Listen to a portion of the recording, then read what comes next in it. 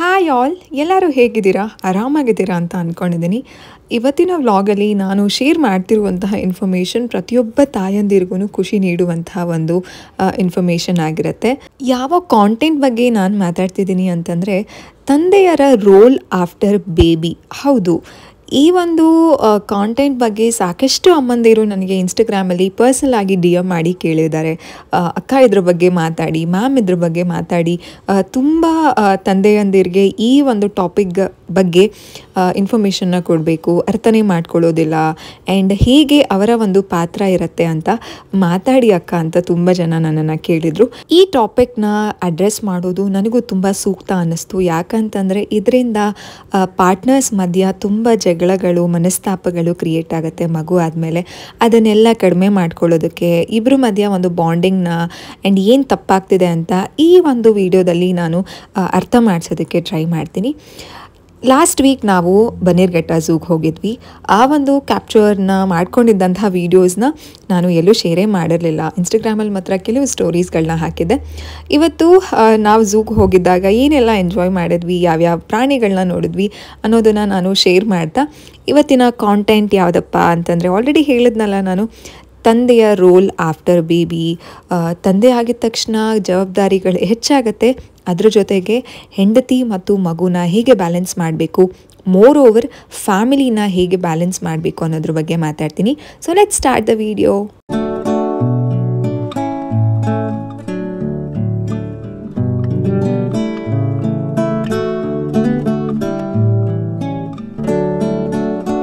ಮೊದಲಿಗೆ ಮಗು ಆಗಿದ ತಕ್ಷಣ ಪಾರ್ಟ್ನರ್ಸ್ಗಳ ಮಧ್ಯ ತುಂಬ ಜಗಳ ಶುರು ಆಗುತ್ತೆ. ಯಾಕಂತಂದರೆ ತಾಯಂದಿರು ತನ್ನ ಗಂಡನಿಗೆ ಮುಂಚೆ ಕೊಡ್ತಿದ್ದಂತಹ ಟೈಮ್ ನೀಡೋದಕ್ಕಾಗೋದಿಲ್ಲ, ಎಲ್ಲ ರೀತಿಯಾದ ಒಂದು ಟೈಮ್ ನೀಡೋದಕ್ಕಾಗೋದಿಲ್ಲ. ಇದರಿಂದ ತಂದೆಗೆ ತುಂಬ ಒಂದು ಫ್ರಸ್ಟ್ರೇಷನ್ ಆಗ್ತಾ ಇರುತ್ತೆ. ಅವ್ರಿಗೆ ಆದ ಒಂದು ಜವಾಬ್ದಾರಿ ಇರುತ್ತೆ ಅಲ್ಲ, ಯಾವ್ಯಾವ ರೀತಿ ಜವಾಬ್ದಾರಿ ಅಂತಂದರೆ ಫೈನಾನ್ಷಿಯಲ್ ಸ್ಟ್ರೆಸ್ ಆಗುತ್ತೆ, ಮಗುವಿನ ಜವಾಬ್ದಾರಿ ಒಂದು, ತಾಯಿಯ ಜವಾಬ್ದಾರಿ ಒಂದು, ಮತ್ತು ಅಂದರೆ ಮುಂದೆ ಹೇಗಪ್ಪ ಜೀವನ ಅನ್ನೋದು ತಂದೆಯಂದಿರಿಗೆ ಒಂದು ಹೊರೆ ಅನ್ನೋದಕ್ಕಿಂತ ಒಂದು ಕರ್ತವ್ಯ ನಿಭಾಯಿಸಬೇಕು, ಜವಾಬ್ದಾರಿನ ನಾನು ನೋಡ್ಕೊಳ್ಬೇಕು ಅನ್ನುವಂಥ ಸ್ಟ್ರೆಸ್ ಜಾಸ್ತಿ ಇರುತ್ತೆ. ಈ ಸಮಯದಲ್ಲಿ ತಾಯಂದಿರು ತಮ್ಮ ಕಂಪ್ಲೀಟ್ ಅಟೆನ್ಷನ್ನ ಮಗುಗೆ ನೀಡ್ತಿರ್ತಾರೆ.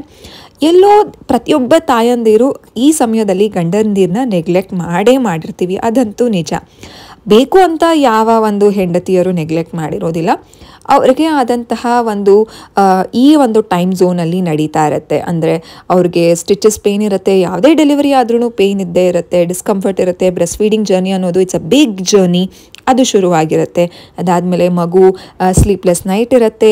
ಈ ರೀತಿಯಾದ ಒಂದು ಸರ್ಕಮ್ಸ್ಟಾನ್ಸಸ್ಸಿಂದ ತಾಯಂದಿರು ಡಿಫ್ರೆಂಟಾಗಿ ಅವರ ಒಂದು ಟೈಮ್ನ ಸ್ಪೆಂಡ್ ಮಾಡ್ತಿರ್ತಾರೆ. ಇದು ತಂದೆಯಂದಿರಿಗೆ ಎಲ್ಲೋ ಒಂದು ತಮ್ಮ ಪಾರ್ಟ್ನರ್ ಅವ್ರ ಹತ್ರ ಸರಿಯಾಗಿ ಮಾತಾಡ್ತಿಲ್ಲ, ಮುಂಚೆ ಸ್ಪೆಂಡ್ ಮಾಡ್ತಿದ್ದಂತಹ ಟೈಮು ಅವ್ರು ನನಗೆ ಕೊಡ್ತಿಲ್ಲ ಅನ್ನುವಂತಹ ಬೇಸರ ಇರೋದ್ರಿಂದ ಮನಸ್ತಾಪಗಳು, ಜಗಳಗಳೆಲ್ಲ ಶುರು ಆಗುತ್ತೆ. ಇದು ಕಂಪ್ಲೀಟ್ಲಿ ಕಾಮನ್. ಇದು ಏನಪ್ಪ ನನ್ನ ಗಂಡ ನನ್ನನ್ನು ಅರ್ಥನೇ ಮಾಡ್ಕೊತಿಲ್ಲ ಅಂತ ಬೇಜಾರು ಮಾಡ್ಕೊಳ್ಳೋದು ತುಂಬ ತಪ್ಪು. ಇದು ಅರ್ಥ ಮಾಡ್ಕೊಳ್ಳೋದಕ್ಕಿಂತ ಪ್ರತಿಯೊಬ್ಬ ಗಂಡಂದಿರು ಏನು ಯೋಚನೆ ಮಾಡಬೇಕು ಅಂತಂದರೆ, ಇದು ತಾಯಿಗೂ ಹೊಸದು ಅನ್ನೋದನ್ನು ಯೋಚನೆ ಮಾಡಿಬಿಟ್ರೆ ಜಗಳ ಆಗಲಿ ಮನಸ್ತಾಪಗಳಾಗಲಿ ಬರೋದಿಲ್ಲ. ನಿಮಗೆ ಹೇಗೆ ಮಗು ಹುಟ್ಟಿದ ಮೇಲೆ ಫೈನಾನ್ಷಿಯಲಿ ಹೊರೆ ಆಗುತ್ತೆ, ಅಥವಾ ಫೈನಾನ್ಷಿಯಲಿ ಒಂದು ಎಕ್ಸ್ಟ್ರಾ ನೀವು ಮಗುಗೆ ಇನ್ಮೇಲಿಂದ ಇಷ್ಟು ದಿನ ಬರೀ ಹೆಂಡತಿ ನೀವು ಫ್ಯಾಮಿಲಿ ಇತ್ತು, ಈಗ ಮಗುನೂ ಆ್ಯಡ್ ಆಗಿರೋದ್ರಿಂದ ನಿಮಗೆ ಹೇಗೆ ಎಕ್ಸ್ಟ್ರಾ ಒಂದು ಎಫರ್ಟ್ನ ಹಾಕಿ ನೀವು ಮಗುನ ನೋಡ್ಕೊಳ್ಬೇಕು ಅನ್ನುವಂಥ ಒಂದು ಯೋಚನೆ ಬಂದಿರುತ್ತೋ, ಅದೇ ರೀತಿ ತಾಯಂದಿರಿಗೂ ಸಹ ಒಂದು ಡಿಫ್ರೆಂಟ್ ಝೋನಲ್ಲಿ ಅವರು ಇರ್ತಾರೆ. ಅವ್ರಿಗೂ ಒಂದು ಮಡ್ಲಿಗೆ ಮಗು ಬಂದಿರುತ್ತೆ. ಅವರ ಜವಾಬ್ದಾರಿ ಅವ್ರನ್ನ ಆರೈಕೆ ಮಾಡೋದು, ಅವರ ಆರೋಗ್ಯ ನೋಡ್ಕೊಳ್ಳೋದು, ಜೊತೆಗೆ ತಾಯಿಯ ಆರೈಕೆ ನೋಡ್ಕೊಳ್ಳೋದು, ಆರೋಗ್ಯನ ನೋಡ್ಕೊಳ್ಳೋದು ಎಲ್ಲನೂ ಅವ್ರಿಗೂ ಒಂದು ಎಕ್ಸ್ಟ್ರಾ ಲೋಡ್ ಆಗಿರುತ್ತೆ. ಅದನ್ನು ಪಾರ್ಟ್ನರ್ ಆಗಿ, ಗಂಡಂದಿರಾಗಿ ನೀವು ಅರ್ಥ ಮಾಡ್ಕೊಳ್ಬೇಕಾಗತ್ತೆ. ಆ್ಯಂಡ್ ಇನ್ನೂ ಇಂಪಾರ್ಟೆಂಟಾಗಿ ನಾವು ತಿಳ್ಕೊಬೇಕಾಗಿರೋದು, ತಂದೆಯರ್ಗೂ ಸಹ ಹಾರ್ಮೋನಲ್ ಚೇಂಜಸ್ ಆಗುತ್ತೆ. ಇದರಿಂದನೂ ಸಹ ಅವ್ರಿಗೆ ಸ್ಟ್ರೆಸ್ ಆಗುತ್ತೆ, ಕೋಪ ಬರೋದು, ಜಗಳ ಮಾಡಬೇಕು ಅಂತ ಅನಿಸೋದು, ಮೂಡ್ ಸ್ವಿಂಗ್ಸ್ ಎಲ್ಲ ಶುರುವಾಗುತ್ತೆ. ಇದು ತಂದೆಯಂದಿರಿಗೂ ಸಹ ಪೋಸ್ಟ್ ಪಾರ್ಟಮ್ ಡಿಪ್ರೆಷನ್ ಆಗುತ್ತೆ. ಆಗಲ್ಲ ಅಂತ ಏನೂ ಇಲ್ಲ. ತಾಯಂದಿರು ಹೇಗೆ ಫೇಸ್ ಮಾಡ್ತಾರೋ ತಂದೆಯಂದಿರು ಸಹ ಫೇಸ್ ಮಾಡ್ತಾರೆ. ಆದರೆ ತಂದೆಯಂದಿರಿಗೆ ಹೇಳ್ಕೊಳ್ಳೋದಕ್ಕಾಗೋದಿಲ್ಲ. ತಾಯಂದಿರಿಗೆ ಏನನ್ಸುತ್ತೆ, ನನಗೆ ಮಗು ಆಗಿದೆ, ಅರ್ಥನೇ ಮಾಡ್ಕೊಳ್ಳೋದಿಲ್ಲ, ಮುಂಚೆ ಥರ ಇರಬೇಕು ಅಂತ ನನ್ನನ್ನು ಎಕ್ಸ್ಪೆಕ್ಟ್ ಮಾಡ್ತಾರೆ ಅಂತ. ಇಲ್ಲಿ ತಂದೆಯಂದಿರಿಗೆ ಬೇಕಾಗಿರೋದು ಕೆಲವು ಸಮಯ ಪ್ರೀತಿಯಿಂದ ಮಾತಾಡೋದು, ಅಥವಾ ಮುಂಚೆ ಹೇಗೆ ಅವ್ರ ಹತ್ರ ಕೆಲವು ಸಮಯನ ಸ್ಪೆಂಡ್ ಮಾಡ್ತಿದ್ರಲ್ಲ ಆ ಸಮಯ ಅವ್ರ ಹತ್ರ ಸ್ಪೆಂಡ್ ಮಾಡಿಬಿಟ್ರೆ ಅವರು ಏನೇ ಟೆನ್ಷನ್ ಇದ್ದರು, ಫೈನಾನ್ಷಿಯಲ್ ಇರ್ಬೋದು, ಅಥವಾ ಈಗ ಮಗು ಹುಟ್ಟಿದ ಮೇಲೆ ಅವ್ರಿಗೂ ನಿದ್ದೆ ಎಲ್ಲ ಹೋಗ್ತಾ ಇರುತ್ತೆ, ಅಂತಂದರೆ ಸ್ಲೀಪ್ ಡಿಪ್ರೈವೇಷನ್ ಅವ್ರಿಗೂ ಆಗ್ತಿರುತ್ತೆ, ಅದೆಲ್ಲನೂ ಅವ್ರು ಮರ್ತು ಬಿಡ್ತಾರೆ. ಆ್ಯಸ್ ಅ ಹೆಂಡತಿಯಾಗಿ ನಾವು ಇದನ್ನು ಒಂದು ಸ್ವಲ್ಪ ಗಮನದಲ್ಲಿಟ್ಕೊಂಡು ಅವ್ರನ್ನ ಕೇರ್ ಮಾಡೋದು, ಅಂದರೆ ನಿಮಗೇನಾಗ್ತಿದೆ, ನನಗೇನಾಗ್ತಿದೆ ಅನ್ನುವಂತಹ ಪ್ರಾಬ್ಲಮ್ಸ್ನ ಅವ್ರ ಹತ್ರ ಮಾತಾಡಿಬಿಟ್ರೆ ಈ ಒಂದು ಜಗಳದಲ್ಲಿ ಅಥವಾ ಮನಸ್ತಾಪದಲ್ಲಿ ಎಲ್ಲೋ ಒಂದು ಕಿಂಚಿತ್ತು ಕಡಿಮೆ ಆಗಬಹುದು. ಆ್ಯಂಡ್ ಈ ಒಂದು ಮನಸ್ತಾಪಗಳು ಸಹ ಸ್ವಲ್ಪ ಮಟ್ಟಿಗೆ ಕಡಿಮೆ ಆಗಿ ಇಬ್ಬರ ಮಧ್ಯ ಆ ಬಾಂಡಿಂಗ್ ಅನ್ನೋದು ಇನ್ನೂ ಚೆನ್ನಾಗೇ ಉಳಿಯುತ್ತೆ. ಸಾಕಷ್ಟು ಬಾರಿ ಅಮ್ಮಂದಿರಿಗೆ ಅನಿಸಿರುತ್ತೆ, ನನ್ನನ್ನು ಯಾರೂ ಸರಿಯಾಗಿ ಕೇರ್ ಮಾಡ್ತಿಲ್ಲ. ಪ್ರೆಗ್ನೆನ್ಸಿ ಟೈಮಲ್ಲಿ ಎಷ್ಟು ಚೆನ್ನಾಗಿ ನೋಡ್ಕೊಳ್ತಿದ್ರು, ನನ್ನ ಗಂಡ ಪ್ರತಿ ಸಲ ಫೋನ್ ಮಾಡಿ ಊಟ ಆಯಿತಾ, ಅದು ಮಾಡ್ದ ಇದು ಮಾಡ್ದ ಅಂತ ಎಲ್ಲ ಕೇಳ್ತಿದ್ರು. ಈಗ ಮಗು ಆದಮೇಲೆ ನನ್ನ ಬಗ್ಗೆ ಯಾರೂ ಕೇರೇ ಮಾಡಲ್ಲ. ಯಾರೇ ಫೋನ್ ಮಾಡಲಿ ಮಗು ಬಗ್ಗೆ ಕೇಳ್ತಾರೆ, ಮಗು ಹಾಲು ಕುಡಿತಾ, ಮಗು ಪಾಟಿ ಮಾಡ್ತಾ, ಮಗು ಮಲ್ಕೊಳ್ತಾ, ನನ್ನ ಬಗ್ಗೆ ಯಾರೂ ಕೇಳೋದೇ ಇಲ್ಲ ಅನ್ನೋದು ಪ್ರತಿಯೊಬ್ಬ ತಾಯಂದಿರಿಗೆ ಅಥವಾ ಸಾಕಷ್ಟು ತಾಯಂದಿರಿಗೆ ಈ ಒಂದು ಬೇಸರ ಇದ್ದೇ ಇರುತ್ತೆ. ಹೌದು, ನಮ್ಮ ಸಮಾಜನೇ ಹಾಗೆ. ಪ್ರೆಗ್ನೆನ್ಸಿ ಟೈಮಲ್ಲಿ ಎಷ್ಟು ಅಟೆನ್ಷನ್ನ ತಾಯಿಗೆ ನೀಡಿರ್ತಾರೋ ಅದೇ ಅಟೆನ್ಷನ್ನ ಕಂಪ್ಲೀಟ್ ಝೀರೋ ಮಾಡಿಬಿಡ್ತಾರೆ ಮಗು ಹುಟ್ಟಿದ ಮೇಲೆ. ಕಂಪ್ಲೀಟ್ ಅಟೆನ್ಷನ್ ಮಗು ಮೇಲೆ ಹೊಟ್ಟೋಗ್ಬಿಡುತ್ತೆ. ಆದರೆ ತುಂಬ ಒಂದು ಅಟೆನ್ಷನ್ ಬೇಕಾಗಿರೋದು, ಮಗುಗೆ ಅಟೆನ್ಷನ್ ಬೇಡ ಅಂತ ನಾನು ಹೇಳ್ತಿಲ್ಲ. ತಾಯಿ ಕಂಪಲ್ಸರಿ, ನೋ ಮ್ಯಾಟರ್ ವಾಟ್, ಹೆಣ್ಣಾಗಲಿ ಗಂಡಾಗಲಿ, ಹೆತ್ತ ತಾಯಿ ಆ ಮಗುಗೆ ಅಟೆನ್ಷನ್ ಕೊಡ್ತಾರೆ. ಆದರೆ ಆ ತಾಯಿಗೆ ಅಟೆನ್ಷನ್ ಕೊಡೋರು ತುಂಬ ಪ್ರಮಾಣದಲ್ಲಿ ಕಡಿಮೆ ಇರ್ತಾರೆ. ಹೇಗಿದೆಯಾ, ನೀನು ಆರಾಮಾಗಿದೆಯಾ, ನಿಂಗೆ ನೋವು ಇದೆಯಾ ಇಲ್ವಾ ಅಂತಂದರೆ ಜಾಸ್ತಿ ಬ್ಲೇಮ್ ಮಾಡೋರೇ ಜಾಸ್ತಿ ಸುತ್ತಮುತ್ತ ಆಗಿಬಿಡ್ತಾರೆ. ನೀನು ಯಾವಾಗಲೂ ಕುತ್ಕೊಳ್ಬಾರ್ದು, ನೀನು ಯಾವಾಗಲೂ ಈ ರೀತಿ ಮಲ್ಕೊಳ್ಬಾರ್ದು, ನೀನು ಈ ರೀತಿ ರೆಡಿ ಆಗಬಾರ್ದು, ಆ್ಯಂಡ್ ನೀನು ಈ ರೀತಿ ಮಾತಾಡಬಾರ್ದು. ಹೀಗೆ ಪ್ರತಿಯೊಂದಕ್ಕೂ ಬ್ಲೇಮಿಂಗ್ ಗೇಮ್ಗಳು, ಅದಾದಮೇಲೆ ಕರೆಕ್ಷನ್ ಮಾಡೋದು, ಅದೇ ಮಾಡ್ತಿರ್ತಾರೆ. ನಿನ್ನ ಮಗುನ ಸರಿಯಾಗಿ ನೋಡ್ಕೊತಿಲ್ಲ, ನಿನ್ನ ಮಗುಗೆ ಹಾಲು ಸರಿಯಾಗಿ ಕುಡಿಸ್ತಿಲ್ಲ. ಯಾಕೆ ನಮ್ಮ ಸಮಾಜ ಅರ್ಥ ಮಾಡ್ಕೊಳ್ಳೋದಿಲ್ಲ? ತಾಯಿಗೂ ಇದು ಹೊಸ ಪ್ರಪಂಚ, ಅವರೂ ಜನ್ಮ ತಾಳಿರ್ತಾರೆ. ಮಗು ಅನ್ನೋದು ಒಂದು ಇಟ್ಸ್ ಅ ನಾರ್ಮಲ್ ಥಿಂಗ್ ಅಲ್ಲ. ಯಾಕಂತಂದರೆ ಇದು ಒಂದು ವಿಶೇಷ ಒಂದು ಸಂಗತಿ ಆಗಿರೋದ್ರಿಂದ ತಾಯಿಗೂ ಇದೆಲ್ಲ ಹೊಸ ವಿಷಯ ಹೇಳ್ಕೊಡ್ಬೇಕು, ಅಥವಾ ಮನಸ್ಸಿಗೆ ನೋವಾಗದೇ ಇರೋ ರೀತಿ ಹೇಳಬೇಕಾಗತ್ತೆ ನಮ್ಮ ಸಮಾಜ. ಆ ರೀತಿ ಮಾಡೋದೇ ಇಲ್ಲ ನಮ್ಮ ಸಮಾಜ. ನಮ್ಮ ಸಮಾಜ ಹೇಗೆ ಅಂತಂದರೆ, ತಾಯಂದಿರು ಇದ್ರ ಬಗ್ಗೆ ಮಾಸ್ಟರ್ಸು PhD ಮಾಡ್ಕೊಂಡು ಬಂದಿರೋರ ಥರ ಟ್ರೀಟ್ ಮಾಡ್ತಾರೆ. ನಿನ್ಗಷ್ಟು ಗೊತ್ತಾಗಲ್ವಾ, ಮಗುಗೆ ಸರಿಯಾಗಿ ಹಾಲು ಕುಡಿಸಿಲ್ಲ, ಸರಿಯಾಗಿ ದೀಕ್ಸಿಲ್ಲ. ಇದೆಲ್ಲನೂ ತಾಯಿನೂ ಸಹ ಟ್ರಯಲ್ ಆ್ಯಂಡ್ ಎರರ್. ಈಗ ಮಗು ಹೇಗೆ ಪ್ರತಿ ತಿಂಗಳಿಗೂ ಮೈಲ್ಸ್ಟೋನ ರೀಚ್ ಮಾಡ್ತಿರ್ತಾರೋ ಅದೇ ರೀತಿ ತಾಯಿಗೂ ಸಹ ಮೈಲ್ಸ್ಟೋನ ರೀಚ್ ಮಾಡೋ ರೀತಿನೇ ಕಲಿತಾ ಇರ್ತಾರೆ. ಅದೇ ಫಸ್ಟ್ ಮಗುಗೂ ಸೆಕೆಂಡ್ ಮಗುನ ನೋಡ್ಕೊಳ್ಳೋದಕ್ಕೂ ಎಷ್ಟು ಡಿಫ್ರೆನ್ಸ್ ಇರುತ್ತೆ ಅವ್ರಿಗೆಲ್ಲನೂ ಗೊತ್ತಾಗ್ಬಿಟ್ಟಿರುತ್ತೆ. ಆದರೆ ಫಸ್ಟ್ ಮಗು ಹುಟ್ಟಿದಾಗ ನಮ್ಮ ಸಮಾಜ ಅರ್ಥ ಮಾಡ್ಕೊಳ್ಬೇಕು ಅನ್ನೋದು ನನ್ನ ಒಂದು ಪಾಯಿಂಟ್. ನಿಮಗೆ ಏನು ಅನಿಸುತ್ತೆ ಈ ಒಂದು ವಿಚಾರದಲ್ಲಿ ಅನ್ನೋದನ್ನು ಕಾಮೆಂಟ್ ಸೆಕ್ಷನಲ್ಲಿ ತಿಳಿಸಿ. ಆ್ಯಂಡ್ ಲಾಸ್ಟ್, ಮೋಸ್ಟ್ಲಿ ಈ ಟಾಪಿಕ್ ಬಗ್ಗೆ ಸಾಕಷ್ಟು ಜನ ಮಾತಾಡೋದಕ್ಕೆ ಹಿಂಜರಿತಾರೆ.